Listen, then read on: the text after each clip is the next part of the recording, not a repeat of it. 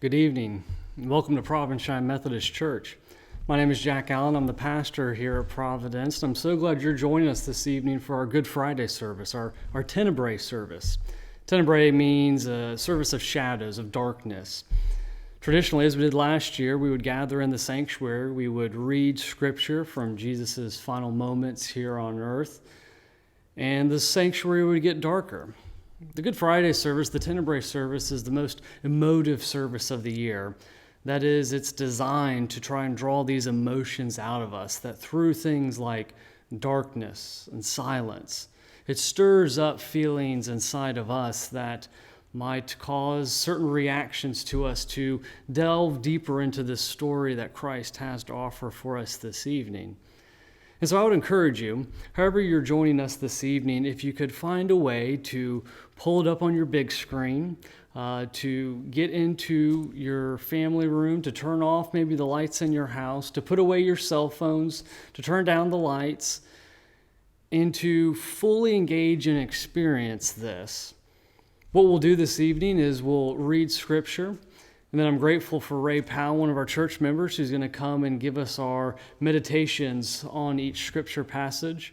Our meditations come from Richard Fairchild. They've been pre-written before, and Ray will be reading this for us. And then after each scripture passage and meditation, we'll have a musical offering that will allow us to reflect on what we just heard. And in the same style as the Tenebrae service, after each reading, we will extinguish one of these candles here, and the sanctuary will progressively get darker until it is finally pitch black. Usually what happens at the close of this service is that we all get up and leave in silence. And so at the close of the service this evening, I want to invite you to do the same. I want to invite you to get up in your home and walk outside. Walk outside and take in creation.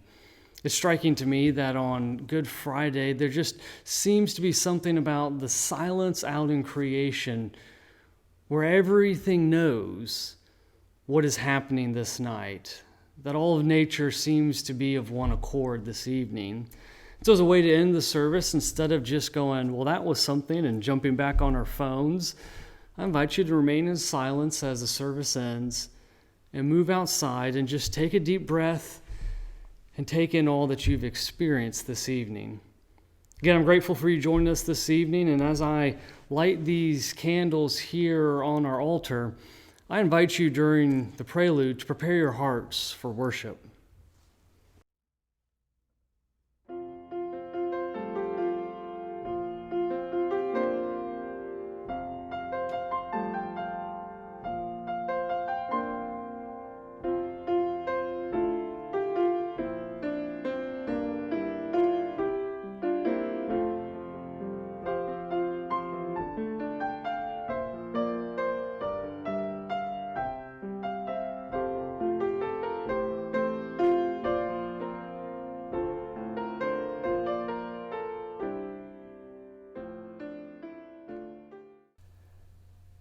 When they came to the place called the Skull, they nailed Jesus to the cross there. And the two criminals, one on his right and one on his left, Jesus said, "Father, forgive them. They do not know what they are doing." They do not know what they are doing. They do not know? They who killed Jesus? Who is they? It is so easy to name others, to blame others, the Romans, the crowd, Pilate, Herod, Caiaphas. They all played their part and conspired against Jesus, or simply followed orders to maintain the peace, to keep Jesus' kingdom from infringing on theirs. And yet, where are we when Jesus' kingdom infringes on ours, on our peace and our order, on our prosperity and our security? Where are we when the victims of our peace cry for justice, when those disenfranchised by our order call for compassion, when the hungry and the lonely beg us to share our prosperity, our security, our power? Where are we when Christ is crucified among us. Surely he should have raged at the sinners who nailed him to the tree. Surely he should have raged at us for the evil we do. The evil we do both knowingly and unknowingly. Yet compassion is there in the first words that he utters. He intercedes with us before the Father. Compassion that called him into being in his mother's womb. Compassion that compelled him to the cross. Compassion that brings incredible, unbelievable grace. Compassion that echoes through the centuries to all who participate in the killing of Christ. Compassion that cries out from the cross, "Father, forgive them. They know not what they are doing."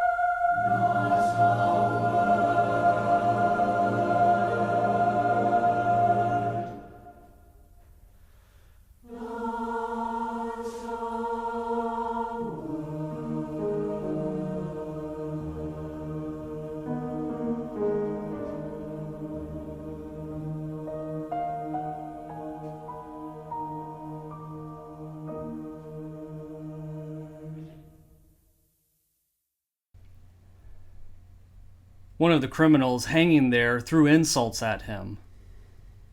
"Aren't you the Messiah? Save yourself and us." The other, however, rebuked him, saying, "Don't you fear God? Here we are under the same sentence. Ours, however, is only right, for we are getting what we deserve for what we did. But he has done no wrong." And he said to Jesus, "Remember me, Jesus, when you come as king."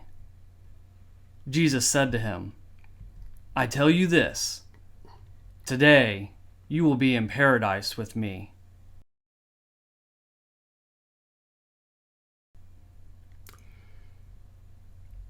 How much are we like the first thief, full of anger, because we are not rescued from our sin, full of hate, because we suffer because of the sins of others? How much do we want God to snap his fingers and make right what we have done wrong, what we have allowed others to make wrong? How easy it is to cry, "Save us," and to rail against God when there is no magic cure, no miraculous recovery, no legions of angels to take away the pain and bring wholeness. How easy it is to scorn the Messiah, to mock the goodness of the world, and condemn the light of the world because we are unwilling to face what we have done. Yet there is goodness. There is a cure for sin, a cure that does not promise magical solutions, but promises that the pain of sin is not the end, that when all this is over, when the suffering is finished, that the final word is not torture and defeat, but life.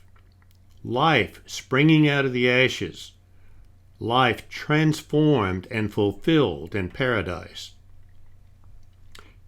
To the compassionate thief, to the one who could still recognize the good in the world, to the one who tried to comfort and protect that good, to the one who sought good, comfort was given.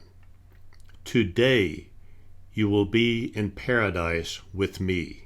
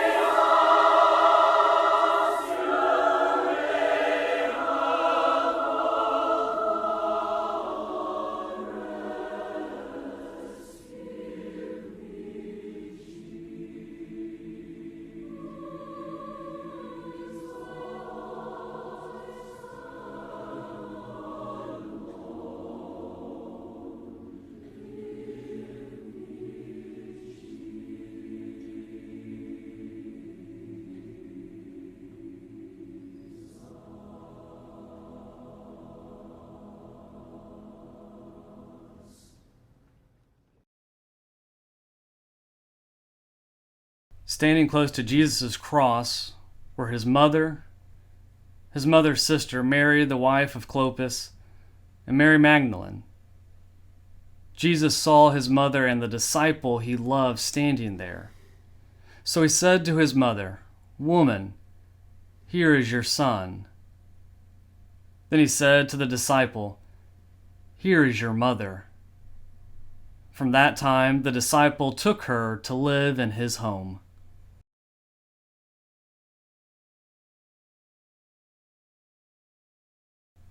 Who can grasp the grief? The grief of Mary watching her son suffer. The grief of Mary watching him die. And who can grasp the grief of the son? The son who must see his mother mourn. What gift can a man give his mother? What can he offer when he is gone? How can he help her, hold her, comfort her, honor her? Woman, here is your son. Here is the one I love, to love you, and for you to love. One who knows me, one who is my brother and who can speak of me. One who can hold you, comfort you, and honor you. One who shares your grief. Here is your mother. Here is one I love for you to love and to love you. The one who taught me, the one who fed me, the one who wiped away my tears, the one who hugged me, the one who grieves with you. Women, behold your children. Children, behold your mothers.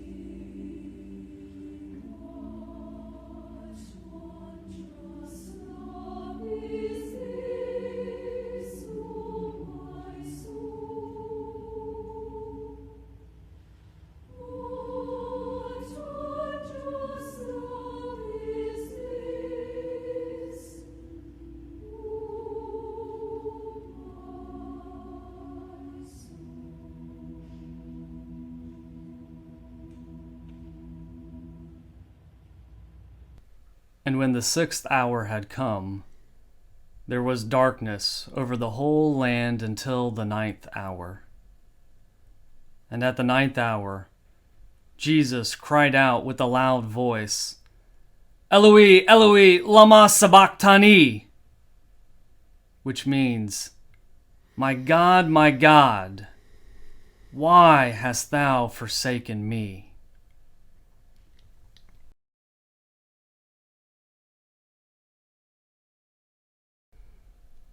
Of all the agony of that tortuous day, the lacerations of the scourging, the chafing of the thorns around his head, the convulsions of his tormented, dehydrated body as it hung in the heat all the day, nothing reaches the depth of this anguished cry of desolation. My God, why hast thou forsaken me? Jesus, who found his purpose and strength in the presence of God, who was sustained by the immediacy of his relationship with God, and who endured all by the tangible power of God, always at work within him, always a center of vitality and peace, found himself totally alone on the cross. Jesus, whose very being was God, found himself utterly, absolutely, despairingly cut off from all that gives life and breath, cut off from all that gives purpose and hope, cut off from the source of his being, cut off even from himself, plumbing the depths of the human condition to walk in the place of the utter absence of God, in the place of sinners, in the place of those who reject God. My God, why hast thou forsaken me? In these words is the central mystery of the crucifixion, which cannot be fully comprehended, that there is no despair so deep or evil so overwhelming or place so far removed from joy, light, and love from the very heart of God that God has not been before us, and where God cannot meet us and bring us home.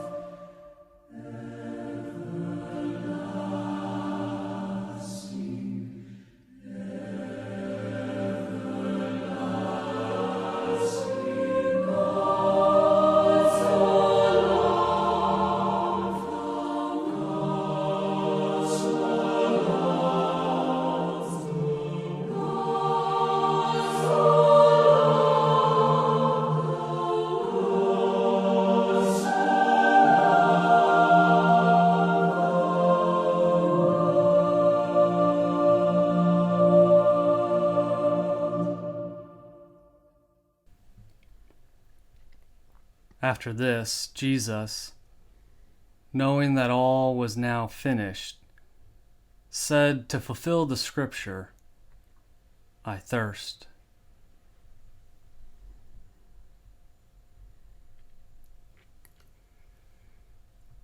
There is a kind of timelessness about hanging on a cross.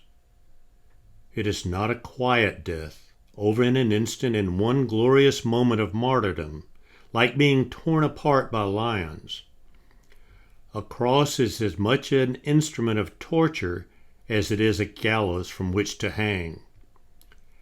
And as the day wears on, seconds stretch into minutes, which stretch into hours, until there comes a point when time can no longer be measured, except in the gradual weakening of the body, and its ever more insistent demands for that substance which is so vital to life, so foundational to all living things, so basic to existence as we know it. Water. Water to moisten a parched mouth. Water to free a swollen tongue. Water to open a rasping throat that cannot gasp enough air. Water to keep hope alive, to keep life alive just a few moments longer. Water to a crucified man is life.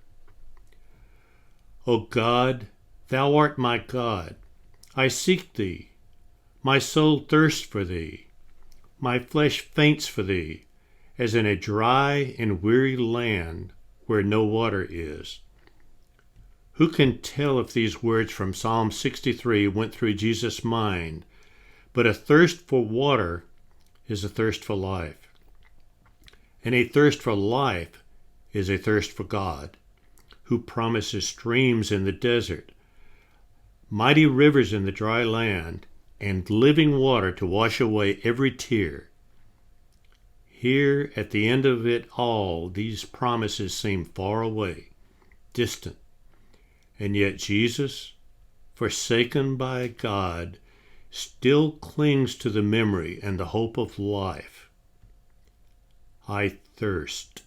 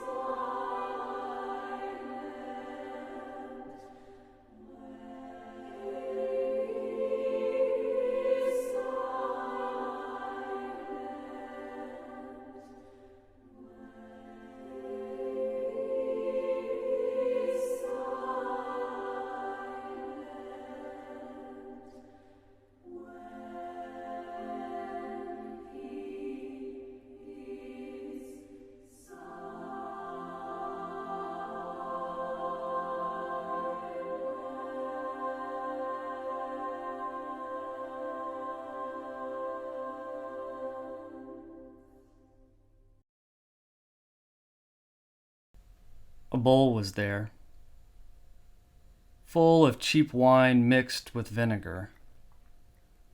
So a sponge was soaked in it, put on a stalk of hyssop, and lifted up to his lips. When Jesus had received the wine, he said, "It is finished."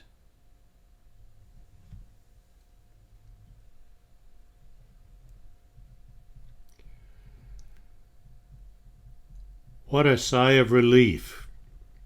What a cry of deliverance that finally, after seemingly endless pain and gasping torment, it is over at last. The suffering has ended. The ordeal is finished, and nothing remains but the blessed peace of the absence of all sensation. When all there is pain, its ceasing is the greatest blessing of all, even when its ceasing comes only with death. But Jesus' cry is more than just welcoming the ending of pain. It is more than joy at the deliverance death brings. He does not merely say, "It is over." He says, "It is accomplished, fulfilled, achieved." Jesus' cry isn't a cry of defeat and despair. It is a cry of successful and triumph, even at the moment of death, that the race has been run, that he has endured to the end, that the strife is over, and the battle is won. Jesus' cry is a cry of relief, to be sure, but it is also a cry of victory. The work I came to do is complete. There is nothing more to add. It is finished.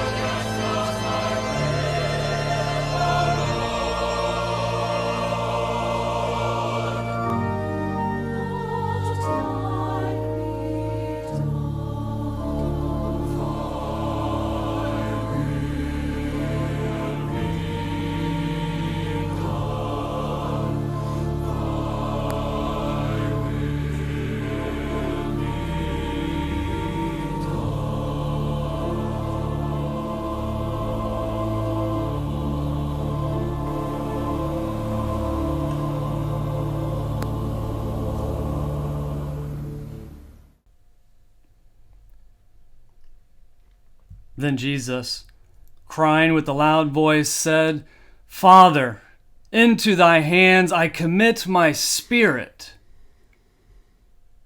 And having said this, he breathed his last.